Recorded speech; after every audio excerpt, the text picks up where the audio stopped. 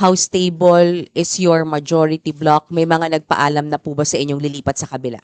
As of last night and as of yung sa group namin a few minutes ago, it's more all rumors. Pero hindi nagbago yung sinabi ko sa inyo.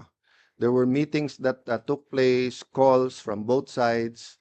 May enticement, may pananakot, to be fair, it's not all willing and dealing. May appeal to the country, appeal to ganito, ganyan, etc. So, but as I said dun sa ating bishops at pastors who prayed for the nation today dito sa Senate, yung attack on the Senate started naman in 2023, di ba? Nung gusto nilang i-abolish ang Senate.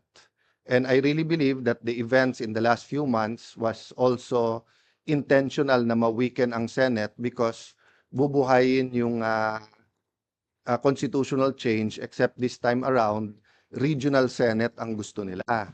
But to do that, siguro, part of the enticement is that may term extension, and then yun nga, regional Senate. In theory, maganda yon kasi each region will have their senators. But the reality is, if you have 36, 48, 60 senators, yung possibility na maging rubber stamp, nandun talaga.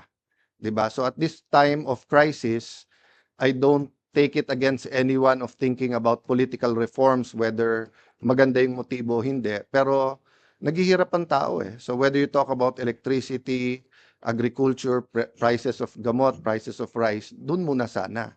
Having said that, kanya-kanyang pananaw yan eh. Iba pananaw din nila sa Senate leadership, di ba? Yung anyone but Cayetano, nung nag-attempt kami nung February, yung kandidato namin yun din ang sinabi sa amin eh. Anyone but siya. So ang point ko, I think it's more of anyone that they cannot control.